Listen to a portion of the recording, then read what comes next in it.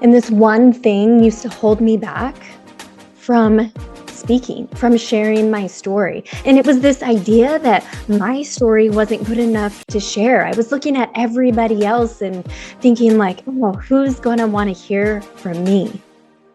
But then I started owning it and I uncovered the truth that my story positively impacts and moves other people, and yours will do the same. Welcome back to the Permission Slip podcast. And we are moving on to part 2 of our series about speaking. And so in our first episode, which was our last episode, if you didn't hear that, go back and listen to that first. We talked all about how to get started with your new speaking career, or how to even just get booked speaking on stage. And a couple of the things that we talked about was having the courage to have something to say based on your own lived experiences.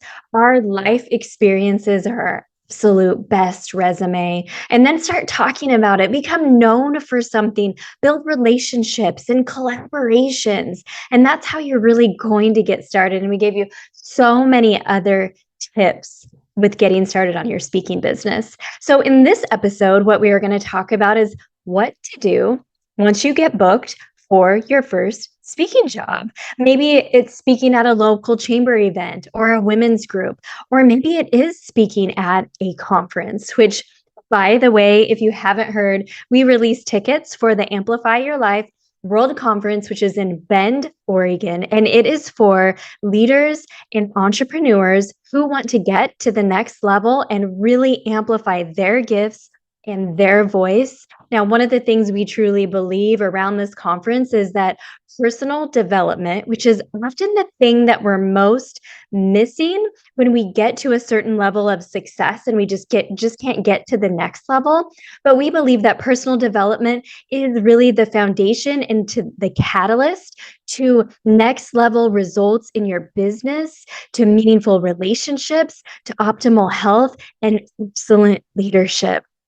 And we're going to be talking all about that at the event. So if you want to know more about the event, go ahead and text us at 503-386-2981, the word Amplify. Again, that's 503-386-2981, the word Amplify. You can also find that in the show notes. But here's why this is important to this episode, is because if you are signed up for the conference, you're actually going to get an invitation to speak on stage. So if you've been practicing and using some of these tips that I am sharing, then you can answer our call to speakers when you're signed up for the event, and you can have an opportunity to share your story on stage. Would that be so awesome? I know, I'm so excited to feature so many of you at the conference. So text us the word Amplify to 503-386-2981. You can also shoot me a DM, same word Amplify, and I'll send you over the information. Now, for a long time, the biggest thing that held me back from speaking on stage or sharing my story was this idea: my story is not good enough to share.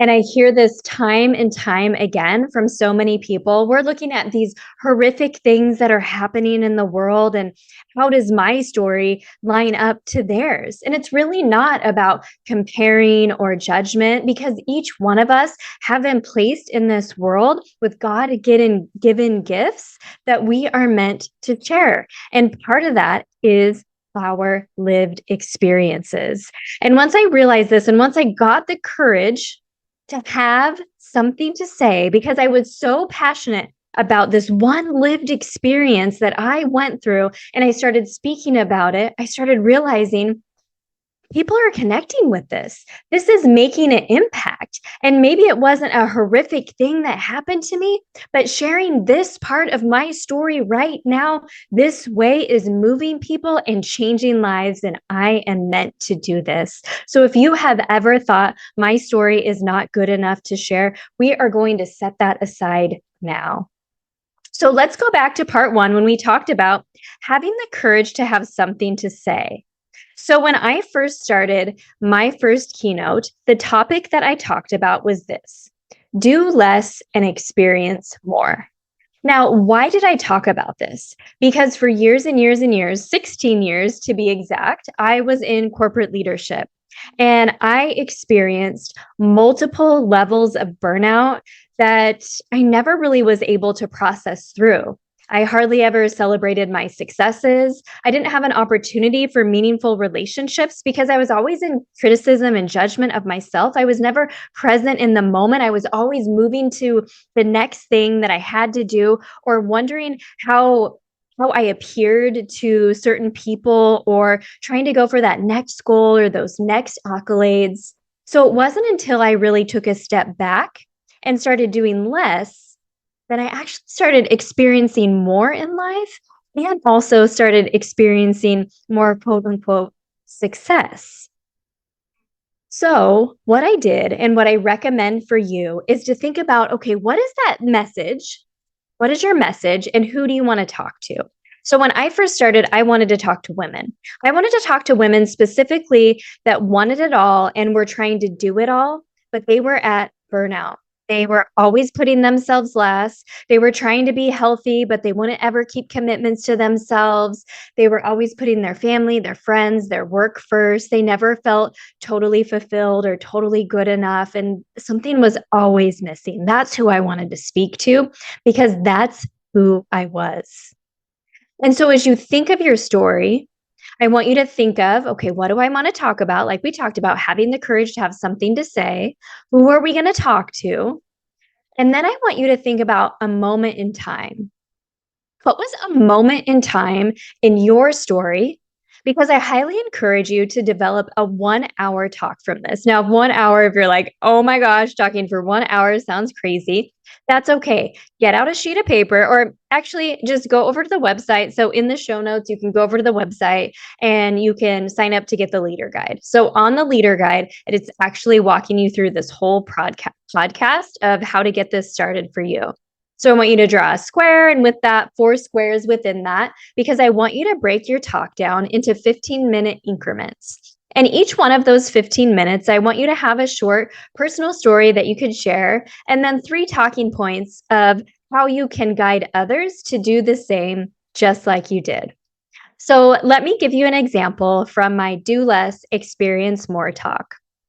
The first story that I share is this moment, and I'll just take you through it really quick so you can understand what I'm talking about here. So, back in 2013, I was sitting in my car just like I did each morning, preparing for my day. I really prided myself on being a leader that was prepared and ready for the day. My job wasn't necessarily there to be there for clients. I was there to be there for my staff and my team, to support them, to mentor them, to encourage them, to hold them accountable and to challenge them. And this morning was no different. It was a cool, crisp fall morning. I had just gotten my iced Americano with sugar free vanilla, and I was preparing for my day for my morning sales meeting. But then something happened. Something was on my face, and I reached up and I noticed that I was starting to tear up.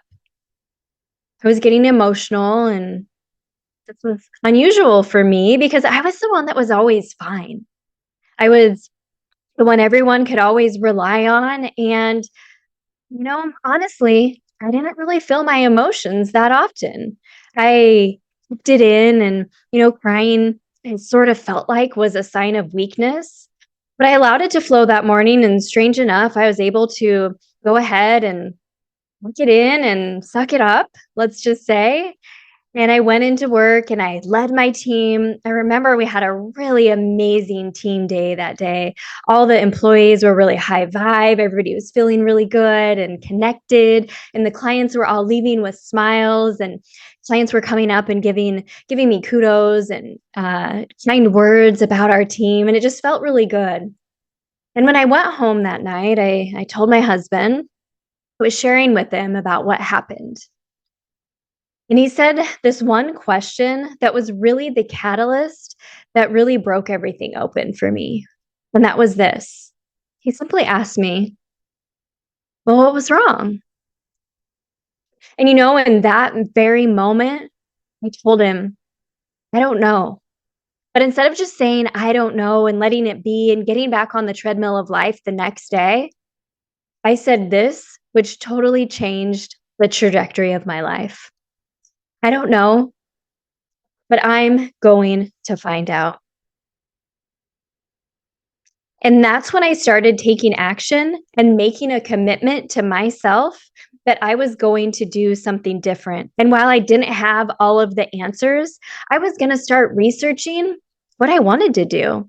What was possible? What direction did I want to go? What was available to me? And that was the first step in my process of doing less so I could be standing here with you today, fully present, experiencing all of this, experiencing so much more in my life than I had ever allowed myself to experience. And it all started with the one question of what's wrong? I wasn't sure, but I knew that doing so much was not it, and I was ready to find out. And so that's one of the first stories that I would tell. And I share that whole thing with you because then I would give a few action steps, and that would be a 15-minute block. And then I would continue my story and share another short story. It doesn't have to be quite that long. I would suggest that the first story is very engaging, something that people can really relate to, in addition to the last story. And then you have your takeaways that they can use. Now, here is the beauty of doing this. So make sure to download the leader's guide so you can have the guide and work through it. Is that you can take any one of these 15-minute blocks and expand it just a little bit to make it like a 20 or 30-minute talk, especially if it's going to be a workshop with other people, because then you can have crowd participation and you can have time where people could work in groups or in pairs. And so you actually have 4 talks in one. Or it could be one signature keynote, just like my Do Less Experience More keynote is. So that is going to be your first and second step. So figuring out what your moment is, what you're going to talk about, breaking it down into the 15-minute increments, have a short story in each one of those increments, along with some takeaways. You always want to have takeaways for the audience. Now, I don't know if you've ever seen an inspirational talk before, and it feels so inspirational and you feel like uplifted, but there's nothing you can do to translate it to your life. There wasn't any takeaways. You can't really relate it. Maybe it just seems so far off that you feel uplifted, but then in the moment, it's gone. It was just like a fleeting feeling. I want to highly encourage you to make sure that everyone in the audience feels seen and that they have something that they can take away from your talk that they can implement that can change the trajectory of your life. I always say I'm not a motivational speaker. I actually do not like that term. I am a transformational speaker. We are bringing breakthroughs and we are being the catalyst. We are being the foundation to something new. We are moving something new in people's lives. Okay, so that's how to prepare your talk. Now, on the administrative side of things, what I want you to make sure and do is I want you to have a headshot that you really like, and I want you to have one that's a portrait view and one that's a landscape view. So have this ready. Also, have a bio written about yourself. Have your regular bio, which might be like 4 or 5 sentences, and then have a bio that's really short and concise, 2 sentences at the most, because sometimes people want a shorter bio. And then I want you to think of some fun facts that I want you to be able to share. So the bio and the headshot and your W-9, which is another tax form, which that'll all be in the leader guide, and then your speaker one sheet, which basically is all of this on one sheet, including your talk, the name of your talk, and the few outcomes that you really want the audience to have. That's going to go to the host, especially if you're doing, if you're Googling call for speakers, like I suggested in the last podcast episode. These are all things that you could send in advance of saying yes.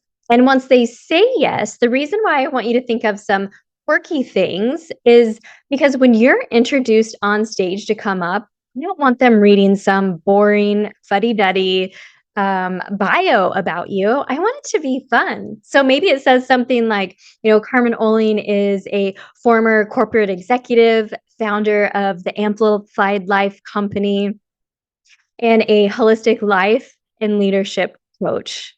She's been featured on many media outlets like Fox News and Living Local. And when she's not speaking, teaching, or leading, you can find her at home in what she likes to call her bliss bubble in South Beach, in Miami Beach, with her husband, or courtside at a Miami Heat basketball game, or cooking seasonal vegetables in her kitchen. So something like that is going to make you so much more approachable, because again, we want to make sure that everybody in the audience feels really seen. And when you have all these accolades that seem so far out of reach for so many people, you're not so approachable. Okay, so let me go back to, again, what you want to prepare. The headshot that is a portrait and landscape, a bio, a regular and a short one, and then think of some fun facts too, so you can send them your bio of how you want to get introduced with those fun facts, like what I just shared. Your W-9, which is basically an IRS form, you would be filling in your business name and your business tax ID, your social security number, and then your speaker one sheet. And your speaker one sheet includes all of these things in addition to the name of your talk. So, for example, do less, experience more. And then, I would say 3 outcomes that you want the audience to have by listening to you. It can also include things like testimonials and logos of media outlets that you've been featured. But if you don't have that to begin with, guess what? That's okay. Just start with what you have.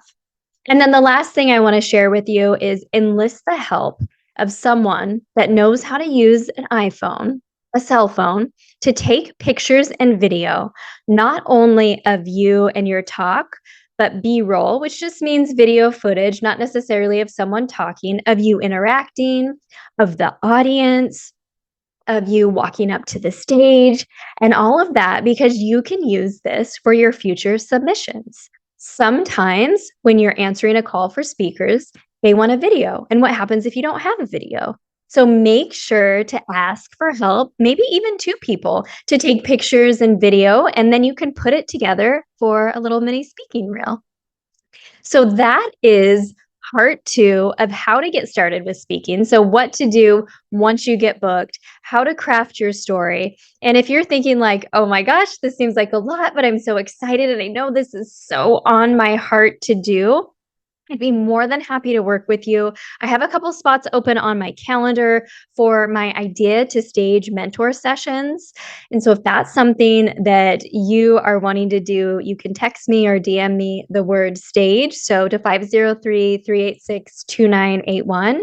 And you'll leave that idea to stage mentor session with your idea fully fleshed out, with your 15 minutes filled in with your title, your outcomes. We can look at pictures together. We can look at examples, and I can review your one sheet if you already have that prepared. And we can talk about how to get going in your community speaking just to get started, because sometimes that does mean speaking for free. But that's okay, because guess what? Speakers who are speaking get booked to speak. And I want to help you with that. So excited about that. And we can't wait to see you in September at the Amplify Your Life World Conference in Bend, Oregon, September 21st, 2024. Because when you grab your spot, you're also going to be eligible to speak on stage and answer our call for speakers. So if you want more info on that, text me the word Amplify to 503-386-2981 or shoot me a DM with that. And I'm so excited to amplify your voice at the conference or during one of our mentor sessions and really get you going, because remember, someone needs to hear your story. Your story is meant to be shared, and you are meant to impact the world. You have something unique and so valuable to say, and the world needs you and your story. Thank you so much for listening. As always, please do text this episode to a friend. If you haven't for a while on iTunes, I'd be so appreciative if you left a rating and review, and share some takeaways too. Tag me on Instagram. I'd love to hear about it. And here's to you lighting up the stage in 2024.